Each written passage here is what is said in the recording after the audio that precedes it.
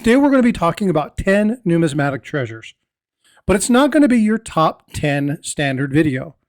So we're not going to be talking about the 1943 copper cent. We're not going to be talking about the 1982 small date copper cent. We're not going to be talking about the 1955 double die, and we're not going to finish up with the St. Gaudens double eagle from 1933. These are actually going to be a list of some known and some unknown numismatic treasures, and not only from the United States, from other countries as well. Sit back, listen to a little bit of history, and enjoy these next few coins. The first coin is going to be the coin that you saw on the thumbnail. That's the 1792 silver center cent, also known in the numismatic realm as the Judd 1. Now, this was 4 examples of a 1-cent coin that was produced in the brand new Philadelphia Mint. Now, though the silver center coins were appealing and they resisted things like counterfeiting, they were also very difficult to reproduce, especially when you're talking about something that was large scale. And you know that they went to the large copper and they had problems with those. And they changed the size of the copper cent used in 1857 and went to the size of the cent we see today. Now, the person credited with engraving this goes to Henry Voigt. However, there's a lot of people who believe just because he was the first chief coiner doesn't mean he necessarily had the engraving skills to pull off such a neat pattern. So who gets the honor? Well, we may never know. The one cool thing about this coin outside of its history is its price. This sold on January 24th of 2021 in a heritage auction for a cool $2.52 million. Now that is a cool historic coin. All right, the next coin in our list, again, isn't American. It's actually Polish. And it was commemorated to celebrate Poland's victory over the Turks in the Battle of Chosin. Now, the coin measures about 2 3/4 inches in diameter. It weighs about 2 1/4 to 2 1/3 ounces. And there's only 6 of these known to exist, and all of them come from the same pair of dies. Now, the sole responsibility of minting this coin was to celebrate, which resulted in peace, primarily because people just didn't want to fight. They thought it was an erroneous war and they just wanted to be done. So this 100 ducat coin purchased for $2.2 million. Again, this was an amazing piece. The next coin on our list is back to the US, and this is our first pattern coin. Now, this is a eagle on a globe copper quarter pattern coin. This is actually a quarter, and the value is underrealized. The style of the eagle picture offered differs from a lot of the coins that you normally see. Now, Joseph Wright was believed to be the person who did this, but again, this is only one of 2 coins of its type. And while one resides in private hands, the other one is at the Smithsonian.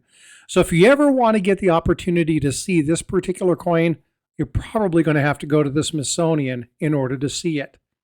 Now, one cool thing about this is that Joseph Wright worked really close to 2 of our founding fathers, Thomas Jefferson and George Washington. And Thomas Jefferson wrote to George Washington on Wright's death and recommended a man by the name of Robert Scott. Now, Robert Scott would later become the first mint engraver and ultimately become the first chief engraver for the United States Mint. Now, looking at these coins in the elegance, it's very likely that Robert Scott might have been the designer for the first coin, but the world may never know. Our next coin is another numismatic marvel, and this one is the 1792 copper birch cent. Now, it's not made out of birch, it's actually made out of copper, but it gets its name from its designer, Robert Birch. Now, the birch cent was a prototype for America's first coins, and you'll notice that there's a very specific stylized design on the obverse. Now, there were 4 types produced, but there's only 7 known of this particular variety. Each has varying weights, and the weights have not been listed purposefully to protect against counterfeiting this coin. Now remember that a coin has three sides, and my favorite side of this coin is the edge. Why is that? Because of what it says. It's very poignant for today. To be esteemed, be useful. What a hell of a sentence to put on the edge of a coin. To be esteemed, be useful. Robert Birch knocked it out of the park on this one, and the person who bought this at the most recent auction agreed because they were willing to pay $2.58 million for this coin. Absolutely phenomenal. All right, let's go to the next coin. And this may be a coin you've seen before, but maybe not this particular variety. This is the Ephraim Brasher, or the Brasher doubloon. Now, there are 7 different types of the Brasher coins that are all in gold. Now, their Brasher coins also were done in silver. Ephraim Brasher was a silver designer. He actually designed silver, created his own stamp and his own hallmark. That's the EB that is prominently listed there on the eagle's chest. And it's because of the placement of the EB stamp that makes this one unique. See, it's the only one of its kind. And John Albnese, you may know that name as the original developer of CAC, was one of the purchasers who purchased this at $2.9 million. However, they sold it to an investment firm in 2011 for an amazing $7.395 million. Absolute phenomenal coin, great history, and there's a lot of provenance about this particular coin. If you're interested in that, let me know, and we can talk about the provenance of the Brasher doubloons. All right, the next coin, it's a Cougaran. A lot of you know the Cougaran that was popularized in the 1980s by a very popular film. Mel Gibson, Danny Glover, any hints? Wink, wink, Lethal Weapon. And Lethal Weapon, actually, there was something in there that happened, and they were talking about gold Cougarans. Well, Cougarans at the time, the price of Cougaran was well known throughout the globe. Now, this is another one obviously produced way before the 1980s.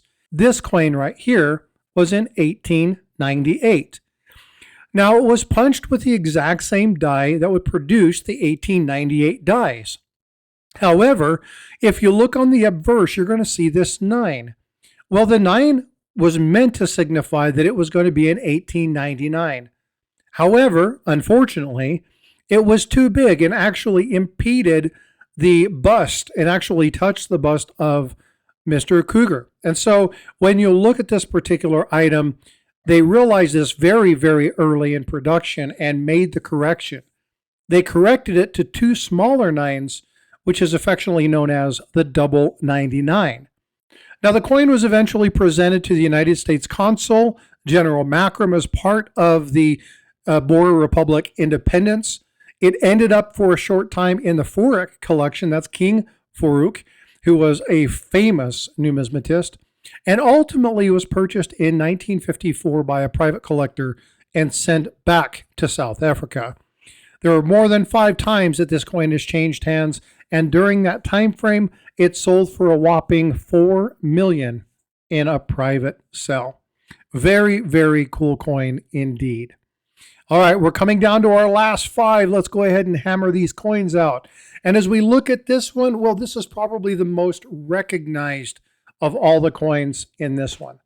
This is the most valuable of the 5 1913 nickels.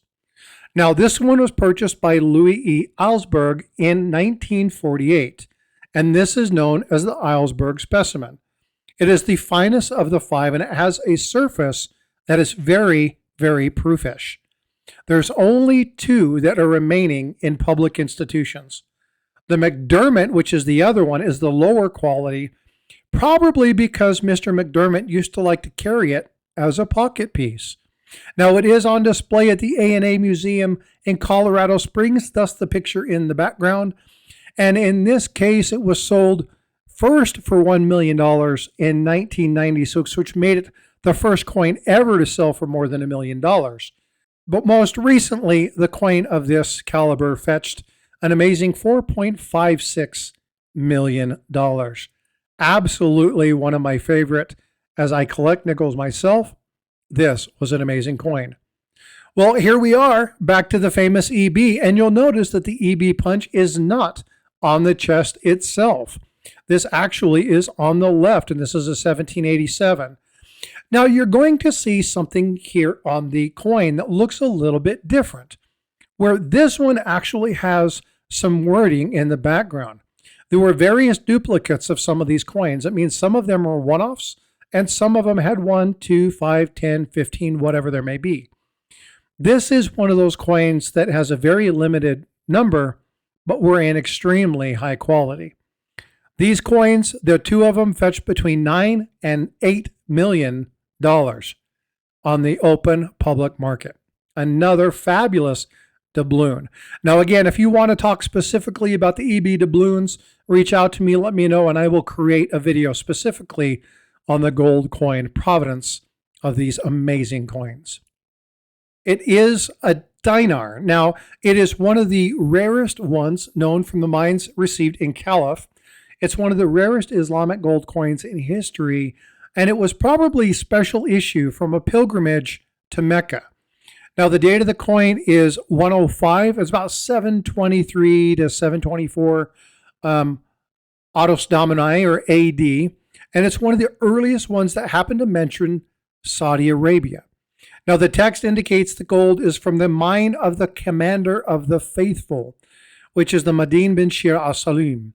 Now, this is northwest of Mecca. It's an extremely rare and brilliant example of this coin, and this particular variety sold at auction for an astounding $6 million. All right, now if you don't know this one, this is the finest of the fine, the rarest of the rare, and this is the 1794 flowing hair with a silver plug. Now, this is an extremely rare variety in which the coin features a silver plug in the middle. Now, we all know the flowing hair design. We've seen that in recent years when they've talked about the development of one, and then ultimately when they created the metal and the gold flowing hair design. Now, they were created off of the 1794 flowing hair silver dollar, but this one with the plug is unique, and some experts and prominent enthusiasts believe that this exact coin was the first one ever officially produced by the United States. They believe it was struck on October 15th of 1794 and has been, well, extremely well preserved ever since. It's never seen any contact with any other coin or put in a bag. This coin is in exactly the same shape and die sets as the Copper Trails die that were struck using perfectly aligned and newly polished or burnished dies.